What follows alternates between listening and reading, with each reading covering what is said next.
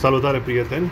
Astăzi o să desfacem împreună un parfum de la casa Armaf, un parfum pe care l-am mai deținut în trecut, un parfum inspirat din celebra casă Creed de la parfumul Silver Mountain Water și în condițiile actuale în care parfumurile de la Creed sunt foarte scumpe și într-o variantă reformulată țin destul de puțin sau foarte puțin în anumite cazuri, cea mai bună alternativă este să cumpărați un parfum de la casa Armaf.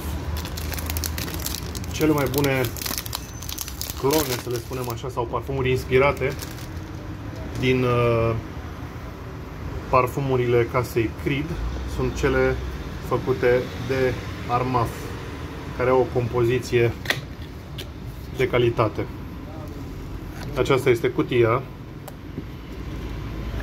că de fiecare dată în cutia parfumului găsim o notă de prezentare în care sunt prezentate pe scurt 4 parfumuri. De exemplu, avem aici Club de Nuit Milestone, cel care clonează pe milesim imperial de la casa Creed. Da? Avem și un Club de Nuit pentru femei, Women. Club de Nuit Intense Men, care este deja cea mai bună variantă pentru ADN-ul de la Creed Aventus. Și evident, Club de Nuit Siage, care clonează cu succes, adăugând totuși niște note personale parfumului de la casa Creed, și anume Silver Mountain Water. Stați puțin să iau pisicuța de aici. Se amestecă și ea în unboxing-ul de față. Ia să vedem cum arată cutia pe interior. Este o cutie obișnuită, nu e nimic deosebit, nu seamănă cu cea de la Club de Nuit Intense Men. Cutia este mult mai luxoasă, prezentarea este mult mai luxoasă.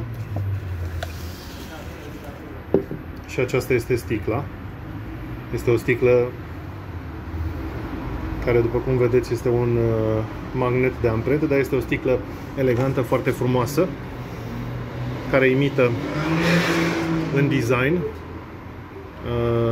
gheața spartă de pe suprafața unui lac.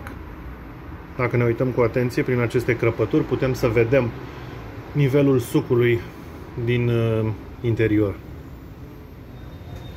Aceasta este sticla.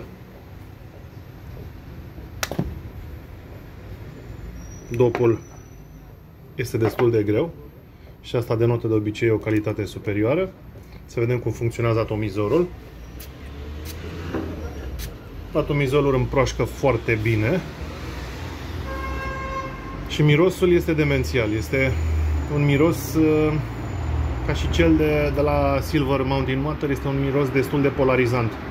Adică cei care iubesc Silver Mountain Water probabil că o să iubească și Armaf Siage. Dacă nu iubiți Silver Mountain Water, probabil că nu o să vă placă acest parfum.